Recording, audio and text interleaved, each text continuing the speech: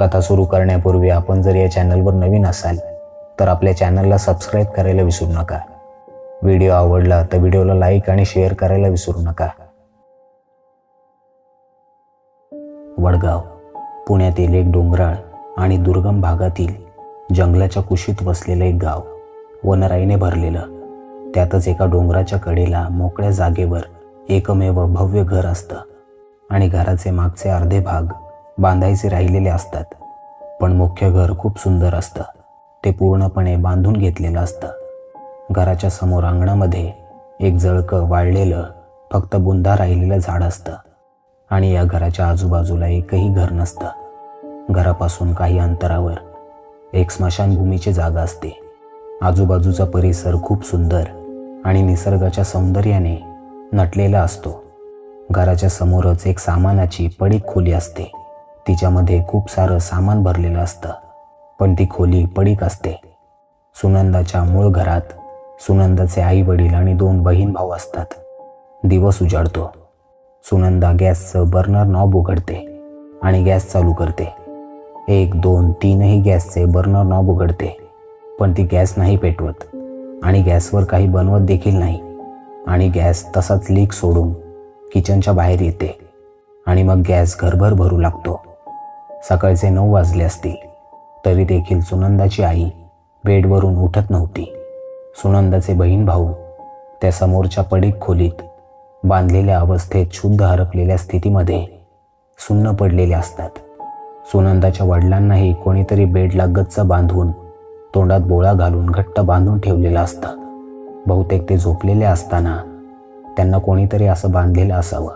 हातापायात रक्त साकळून हातपाय काळे निळे झालेले असतात आणि त्यांची शुद्ध हरपत चालली होती. सुनंदा तिच्या खोलीच्या बाहेर येते आणि आईच्या अंगावर चादर ओढून तिला झोपी घालते. वडिलांना एकदा पाहते आणि हळूहळू पाय उचलत बाथरूमच्या दिशेने चालत जाते. वर बाथरूमच्या पाईपलाईनला सफेद दोरखंड बांधून एक फास तयार केलेला असतो. सुनंदा बाथरूममधील एका उलट्या ठेवलेल्या बादलीवर चढते आणि तो फासाचा दोरखंड स्वतःच्या गळ्यात घालून घेते. पायाखालची बादली स्वतःच सरकवते आणि स्वतःच फासावर लटकते. खूप वेळ हातपाय झाडत तडफडून तडफडून मरण पावते. पण तिच्या तडफडण्यामुळे पाण्याचा पाईप तुटतो आणि घरभर पाणी भरतं. भिंतीपर्यंत उंच पाण्याचे फवारे उडवले जातात आणि ते इलेक्ट्रिक मीटरवर पडून इलेक्ट्रिक शॉर्ट सर्किट निर्माण होऊन आणि घरात गॅसचं बर्नर नॉब उघडा असल्याने घरभर गॅस भरला होता. तो गॅस पेट घेतो आणि घरामध्ये एकच धमाका होतो. क्षणात सगळं काही जळून राख होतं. नेमकं काय घडलं कोणाला समजलं नाही. पुढे या घटनेला 5 वर्ष उलटून जातात. 5 वर्षांनंतर अरविंद पटवर्धन हे फॉरेस्ट ऑफिसर बदली होऊन त्या डोंगराच्या पायथ्याशी असलेल्या वडगावातील त्या एकमेव घरात राहायला येतात. अरविंद पटवर्धन आणि त्यांची पत्नी सुषमा, 6 वर्षांची मुलगी डॉली पुण्यातील या वडगावमध्ये त्यांची नागपूरहून बदली झालेली असते. ते फॉरेस्ट ऑफिसर असल्याने जंगलाची देखरेख करण्यासाठी ते इथे इन्चार्ज असतात आणि त्यांना या जंगल जीवनाची, इथल्या राहणीमानाची, एकंदरीत सगळ्या परिस्थितीची सवय झालेली असते. नागपूरमध्ये सुद्धा ते जंगलातच राहत होते आणि इथे सुद्धा जंगलच जंगल. नव्या घरात शिफ्ट होताना सुषमाने बरंचसं सामान आपल्या सासरीच ठेवलेलं होतं, कारण तिला हे गाव, ही जागा आणि घर पसंत पडत नाही. 5 वर्षांपूर्वीच्या अपघातानंतर हे घर पूर्णपणे रंगरंगोटी करण्यात आलं होतं आणि ते खूप सुंदरही दिसत होतं. याला पाहून कोणीही म्हणणार नाही की इथे एवढा मोठा स्फोट झाला होता. इथे सुषमाला मात्र एक प्रकारची निगेटिव्हिटी म्हणजे एक प्रकारची नकारात्मकता जाणवत होती. म्हणून तिचा फक्त 6 महिने, वर्षच इथं राहण्यासाठी बेत होता. अरविंदला सांगून ती इथून परत नागपूरला बदली करण्याचं बोलणार होती, पण योग्य वेळ पाहून चर्चा करण्याचा तिचा विचार होता. सुषमा अरविंदला प्रेमाने आरू म्हणायची आणि तो सुषमाला सुष म्हणायचा आणि डॉलीचं खरं नाव रश्मिका होतं, पण सगळे लाडाने तिला डॉलीच म्हणायचे. डॉली खूप संवेदनशील मुलगी होती आणि ती स्पेशलही होती. म्हणजे ती 7व्या महिन्यातच जन्माला आली होती आणि ती पायाळू होती. काहीशी मंदबुद्धी होती ती. यामुळे सुषमा तिची खूप काळजी करायची. छोटी डॉली वडगावच्या जंगलातील घरात राहायला आल्यापासून अरविंदवर खूप नाराज होती. सारखी म्हणायची, पप्पा, आपण इथून नव्या घरी कधी जाणार? मला इथे एक पण मैत्रीण नाही आणि खेळायलाही सोबत कोणीच नाही आहे. मी कोणासोबत खेळत जाऊ? अगं, माझ्यासोबत खेळ.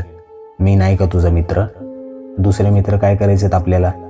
आणि पुढच्या वर्षी शाळेत जाशील तेव्हा मिळतील ना शाळेत मित्रमैत्रिणी. तोपर्यंत मम्मी पप्पांसोबत खेळ. अरविंद बोलला आणि तिच्यासोबत खेळू लागला. त्यामुळे तिचं मनही हलकं झालं. अरविंद, सुषमा आणि डॉली असं त्रिकूट इथे आठवडाभरात छान रमलं होतं आणि त्यांना इथं राहणं भाग होतं. कारण एवढ्यात दुसरीकडे बदली होऊ शकत नव्हती. किमान वर्ष 6 महिने इथं राहावं लागेल. सुषमा किचनमध्ये काम करत होती. आज चिकन बनवण्याचा बेत होता. अरविंदला सकाळीच वनरक्षक परीक्षक ऑफिसर येणार असल्याचं कळलं होतं. त्यामुळे तो सकाळीच बाहेर निघून गेला होता. त्यामुळे सुषमा आणि डॉली दोघीच घरी होत्या. आज गुरुवार असल्याने शेजारच्या गावचा शाहू सकाळीच ताजं चिकन देऊन गेला होता. तो दर गुरुवारी सकाळी येत असे आणि सुषमाला फक्त गुरुवारीच चिकन बनवण्यासाठी मिळत असे. बाकी समाजासाठी 5-6 किलोमीटर अंतरावरील शहरी भागात जावे लागत असे. त्यामुळे महिन्याभराचा बाजार एकदाच आणून ठेवलेला असे. सुषमाचं चिकन साफ झालं होतं. ती फोडणीची तयारी करत होती.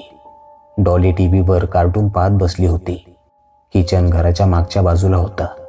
त्यामुळे पाठीमागचं सगळं दिसत होतं आणि या बाजूला स्मशानभूमीची जागा होती. पण ते खूप दूरवर होतं. सहजासहजी दिसत नसे. पण 1.5 किलोमीटर अंतरावर ते विखुरलेलं होतं आणि सुषमाचं नवीन घर स्मशानभूमीची जागा हडप करून आणि बाकीची स्मशानभूमी भुईसपाट करून बांधलं होतं. पण याची तीळ मात्र कल्पना अरविंद आणि सुषमाला नव्हती. म्हणजे त्यांचं घर स्मशानभूमीच्या जागेवर उभं होतं. सुषमा चिकनला फोडणी करत करत खिडकीतून सहज बाहेर डोकावून पाहते, तर डॉली समोरील पडक्या झाडाजवळ जाऊन कोणाशी तरी बोलत होती. इथे तर दोघीच होत्या आणि अरविंद सुद्धा बाहेर गेला होता. मग ही कोणाशी बोलती? सुषमा फोडणी सोडून गॅस बंद करून बाहेर आली. डॉली तिथेच उभी राहिली होती. डॉली, बेटा, कोणाशी बोलतेस? माझ्या नव्या मैत्रिणीशी, डॉली बोलली. अगं, मैत्रीण कुठे आहे तुझी बेटा? हे काय मम्मी, तुझ्या समोरच तर उभी आहे. सुषमा तिच्या हाताच्या इशाऱ्याकडे पाहते, पण तिथे कोणीच दिसत नाही. सुषमाला एक क्षण काळजात धस होता. पण ती डॉलीला घेऊन घरात येते आणि तिला सांगते की परत न सांगता असं बाहेर नाही जायचं. बाहेर वाईट लोक असतात, ते आपल्याला त्रास देतात. त्यामुळे न सांगता बाहेर नाही जायचं. इकडे चिकन करपून जात आणि घरभर करपलेल्या चिकनचा वाईट वास घुमू लागतो. सुषमाला काहीच समजत नाही. ती तर गॅस बंद करून बाहेर गेली होती. मग आपोआप गॅस पेटला कसा? ती भीतीने थिजून जाते आणि कसा बसा गॅस बंद करते. ती डॉलीला घेऊन बेडरूममध्ये दरवाजा बंद करून बसते. सुषमाचं काळीज भीतीने लटलट उडत असतं. तिला नको नको त्या कल्पना येऊ लागतात आणि एवढ्यात दाराची बेल वाजते. तिला बेलचा आवाजही भयंकर वाटू लागतो. पण तो अरविंद असला तर, असा विचारही मनात येतो. म्हणून ती थोडं बळ एकवटून बेडरूमच्या बाहेर येते आणि डॉलीला तिथेच लपून बसायला सांगते. बेल सारखी वाजत असते आणि सुषमा भीत भीत पुढे जात असते. थरथरत्या हाताने दरवाजा हळूच उघडते, पण बाहेर कोणीच नसतं. तिला भीती वाटायला लागते. ती पटकन दार लावून घेते. तोच ती तिथेच खिळून बसते. तिचा श्वास अडकला जातो. तिच्या साडीच्या पदराला कोणीतरी पकडून ठेवलेलं असतं. ती मागे न पाहता थरथरत्या हाताने हळूहळू पदराला ओढत असते, पण तो सहजासहजी निघत नाही. तिच्या सर्वांगाला घाम फुटला होता आणि डोळ्यांमध्ये पाणी दाटलं होतं. ती पदराला एक जोरदार हिसका देते आणि खाडकन जमिनीवर फ्लॉवर पॉट आपटतो. ती त्या आवाजाने बेशुद्ध होणार होती, पण डॉलीकडे पळत जाते आणि परत बेडरूमचं दार लावून घेते. आता परत बेल वाजते, पण ती जमिनीला अगदी खिळून बसते आणि तिचे पाय तर जणू जमिनीमध्ये रुतून बसले की काय असा तिला भास होतो आणि तिला जागची हालचालही करता येत नव्हती. इकडे 10-15 मिनिटं बेल वाजून वाजून बंद होते आणि सर्व शांत होतं. 5 मिनिटांनी बाहेरचं दार आपोआप उघडतं. पायांचा चापचाप असा आवाज येत असतो. तो आवाज बेडरूम जवळ येतो आणि हे दार सुद्धा सहजच उघडतं. सुषमा पडद्याआडून हळूच पाहते. तिला अरविंद दिसतो. तिच्या संयमाचा बांध तुटतो आणि ती धाय मोकलून त्याच्या गळ्यात पडून रडू लागते. पण त्याला काहीच समजत नाही. सुषमा, सुष, काय झालं तुला? पण ती काहीच बोलत नाही, नुसतं रडत राहते. तो तिला पलंगावर बसवतो आणि पाणी प्यायला देतो. सुष, सुष, काय झाले ते नीट सांगशील का आता? अरविंद बोलतो. डॉली भीतीने रडू लागते. अरविंदला काहीच कळत नाही. आपण हे घर सोडून आत्ताच निघायचंय. मला नाही राहायचं इथं. इथं काहीतरी बाधा आहे, भुताटकी. मी तुला अगोदरच सांगणार होते, पण योग्य वेळी सांगावं म्हटलं. पण आता वेळ निघून गेली. चल लवकर इथून बाहेर पड, नाहीतर आपण हाकोनाक बळी जाऊ. हे बघ सुष, तुझं काहीतरी गैरसमज झालाय. इथे काही बाधा भुताटकी नाहीये.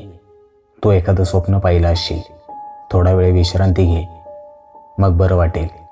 मी कॉफी आणतो. आणि तो किचनमध्ये जातो. तोच त्याचा गळा कोणीतरी सपकन कापतं आणि धाडकन जमिनीवर अरविंद कोसळतो. छोटी डॉली ही बेडरूममध्ये मरून पडलेली असते आणि सुषमा हळूहळू चालत चालत बेडरूममध्ये जाते. आरशासमोर उभी राहून विचित्र आवाज आणि चेहरा करत स्वतःचाच गळा कापून घेते. सुनंदा आणि सुषमा दोघींसोबत जे घडलं ते घटनेवर आधारित असल्याने खरं काय घडलं हे कोणालाच माहीत नाही. कथा आवडली असेल तर व्हिडिओला लाईक आणि शेअर करायला विसरू नका. आपण आम्हाला इंस्टाग्राम आणि फेसबुकवर सुद्धा फॉलो करू शकता. त्याच्या लिंक्स डिस्क्रिप्शनमध्ये.